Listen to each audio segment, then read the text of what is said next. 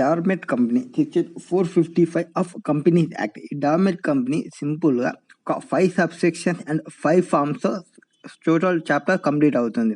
ఈ 5 subsections and 5 ఫార్మ్స్ గురించి తెలుసుకుందాం. First of all dormant company నుంచి డార్మెట్ కంపెనీగా కావాలనుకుంటే అంటే వన్స్ న్యూ రిజిస్ట్రేషన్ కానీ యాక్టివ్ కంపెనీ డార్మెట్ కంపెనీగా వెళ్ళాలనుకుంటే మీన్స్ ఏసీ టు డీసీ వెళ్ళాలనుకుంటే కంపెనీ ఎంఎస్సి ఫామ్ 1 సబ్మిట్ చేయాలి. ఓకే, సబ్మిట్ చేసిన తర్వాత ఆర్ఓసి ఎంఎస్సి 2లో సర్టిఫికేట్ ఆఫ్ రిజిస్ట్రేషన్ ప్రొవైడ్ చేస్తుంది. ఒకవేళ డార్మెట్ కంపెనీగా ఉన్న యాక్టివ్ కంపెనీగా వెళ్ళాలనుకుంటే టీసీ టు ఏసీ వెళ్ళాలనుకుంటే కంపెనీ ఎంఎస్సి 4 సబ్మిట్ చేయాలి. ఆర్ఓసి ఎంఎస్సి 5లో రిజిస్ట్రేషన్ ఆఫ్ సర్టిఫికేట్ ప్రొవైడ్ చేస్తుంది యాక్టివ్ కంపెనీగా. So MSC 1, MSC 2, MSC 4, MSC 5 ఈ 4 మీకు ఐడియా వచ్చిందని అనుకుంటా. నెక్స్ట్ మిడిల్లో మనకి మిస్ అయినది ఎంఎస్సి 3.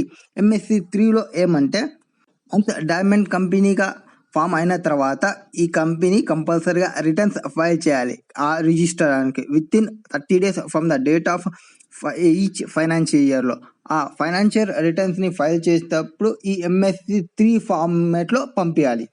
సో ఇప్పుడు ఎంఎస్సి 1, ఎంఎస్సి 2 వచ్చేసి AC to DC active company నుంచి డార్మెట్ కంపెనీలోకి వెళ్ళడానికి, కానీ వేరే కంపెనీస్ డైరెక్ట్గా డార్మెట్ కంపెనీగా ఫామ్ చేయాలనుకున్నప్పుడు, or DC to AC dormant company నుంచి యాక్టివ్ కంపెనీలోకి ఎంఎస్సి 4, ఎంఎస్సి 5, ఎంఎస్సి 3 వచ్చేసి రిటర్న్ సబ్మిట్ చేయడం. ఈ ఎంఎస్సి 1 సబ్మిట్ చేసేటప్పుడు కంపెనీ ఏం చేయాలంటే ఫస్ట్ ఆఫ్ ఆల్ ఒక స్పెషల్ రిజర్వేషన్ పాస్ చేయాలి. Or 3/4 of members in value వాళ్ళన్న యాక్సెప్ట్ చేయాలి డార్మెట్ కంపెనీగా ఫామ్ చేయడానికి. వన్స్ ఈ ఎంఎస్సి 1 స్పెషల్ రిజర్వేషన్ తీసుకొని ఎంఎస్సి 1 ఫామ్ సబ్మిట్ చేస్తే ఆర్ఓసి ఎంఎస్సి 2 ప్రొవైడ్ చేస్తుంది certificate of registration, yes this is a dormant company అని. అలా అని ఎవరైనా పాసిబుల్లా ఈ కంపెనీగా ఫామ్ చేయడానికి అంటే కొన్ని companies not possible. Section 455 possible only if inspections, enquiry, investigations, prosecutions, public deposits కానీ అండ్ ఇంట్రెస్ట్ డిఫాల్ట్స్ కానీ and unsecured loans, secured loans అట్లాంటి ఏమి పెండింగ్ ఉండకూడదు. And statutory duties payable to central government, state government, local అథారిటీస్కి payment చేయాల్సినవి ఏమైనా payments ఉంటాయి. And workmen's dues, ఇట్లా డ్యూస్ ఏం పెండింగ్ ఉండకూడదు. First of all before giving ఈ అప్లికేషన్స్ ఇవన్నీ ఏమైనా పెండింగ్స్ ఉంటే అప్లికేషన్ ఇవ్వడానికి రాదు. అండ్ ఎక్కడ స్టాక్ ఎక్స్చేంజ్లో లిస్ట్ అయి ఉండకూడదు విత్ ఇన్ ఇండియా కానీ అవుట్ సైడ్ ఇండియా కానీ. నెక్స్ట్ వచ్చేసి డిస్ప్యూట్ ఉండకూడదు ఓనర్షిప్లో అండ్ పార్ట్నర్షిప్ మేనేజ్మెంట్లో.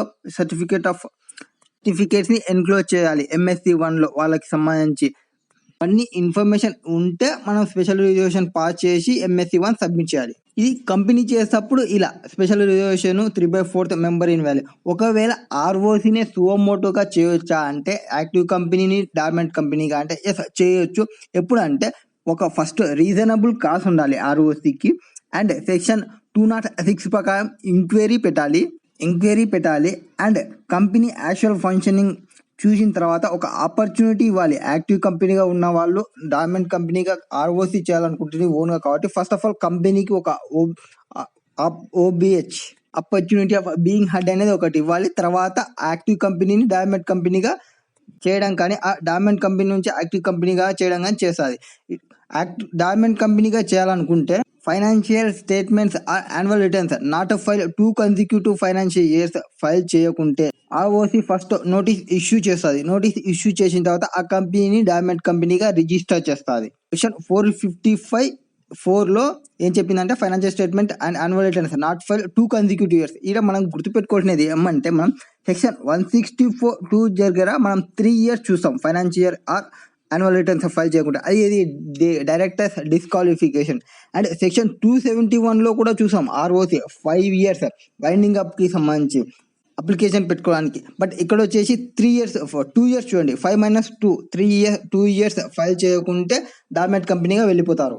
అండ్ డార్మెట్ కంపెనీగా ఉన్నప్పటికీ అది మినిమం నెంబర్ ఆఫ్ డైరెక్టర్స్ అనేది కంపల్సరీ ఉండాలి. మీన్స్ యాజ్ పర్ సెక్షన్ 149లో మనం చెప్తాము ఎవరీ కంపెనీ వచ్చేసి కంపల్సరీ పబ్లిక్ కంపెనీ అయితే 3 డైరెక్టర్స్ ఉండాలి, ప్రైవేట్ కంపెనీ అయితే 2 ఉండాలి, ఓపీసీ అయితే 1 ఉండాలి. ఆ మినిమం డైరెక్టర్స్ అనేది కంపల్సరీ ఉండాలి. ఒకవేళ మినిమం డైరెక్టర్స్ లేకుండా ఏమైనా డెసిషన్ తీసుకుంటే ఆ డెసిషన్స్ అన్ని ఇన్వాలిడ్. అబౌట్ ది ఇన్కంపిటెంట్ బోర్డ్ అంటారు. నెక్స్ట్ ఎవ్రీ ఫైనాన్షియల్ ఇయర్ అయిపోయిన తర్వాత విత్ ఇన్ 30 days లోపల అతని కంపెనీ యొక్క రిటర్న్స్ ని సబ్మిట్ చేయాలి. MSC3 లో ఫైనాన్షియల్ పొజిషన్స్. ఆ ఫైనాన్షియల్ పొజిషన్ సబ్మిట్ చేసేది కూడా ఆడిటెడ్ ఫైనాన్షియల్ స్టేట్మెంట్ ఉండాలి. CA ఇన్ ప్రాక్టీస్ ఆడిట్ చేయాలి. And respective allotment shares allotment ఏమైనా జరిగినా అండ్ డైరెక్టర్స్ చేంజెస్ ఏమైనా వచ్చినా ROCకి ఇన్ఫార్మ్ చేయాలి.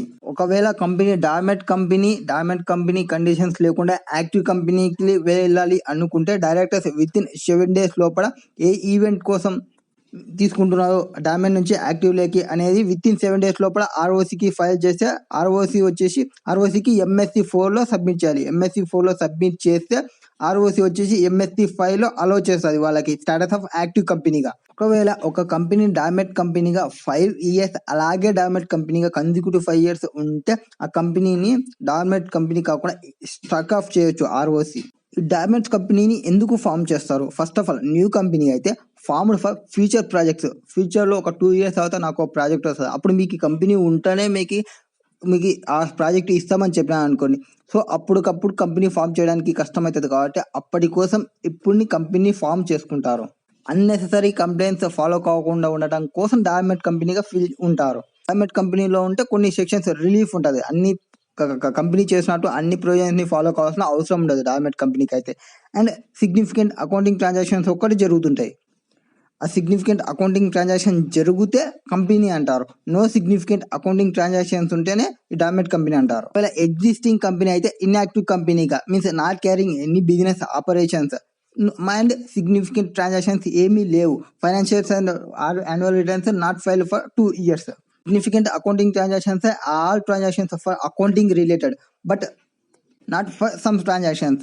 Means significant accounting transactions SAT ఉంటే యాక్టివ్ కంపెనీ, SAT లేకుంటే not active company. Like SAT means మనకి సాటర్డే అనుకోండి వీకెండ్ ఉంటే యాక్టివ్గా ఉంటారు, వీకెండ్ లేకుంటే యాక్టివ్ ఉండరు. SAT ఉంటే యాక్టివ్ కంపెనీ, SAT లేకుంటే inactive company. SAT means significant accounting transactions. Significant accounting ట్రాన్సాక్షన్లో ఒక 3 రావు. మీన్స్ పేమెంట్ ఆఫ్ ROC ఫీలు పే చేస్తున్నా, అలాట్మెంట్ ఆఫ్ షేర్స్ చేసిన and payment of maintenance records, చిన్న మెయింటెనెన్స్ రికార్డ్స్ మెయింటైన్ చేయడానికి ఆ అమౌంట్లు పే చేస్తుంటే అది సిగ్నిఫికెంట్ అకౌంటింగ్ ట్రాన్సాక్షన్ లేకి రావు.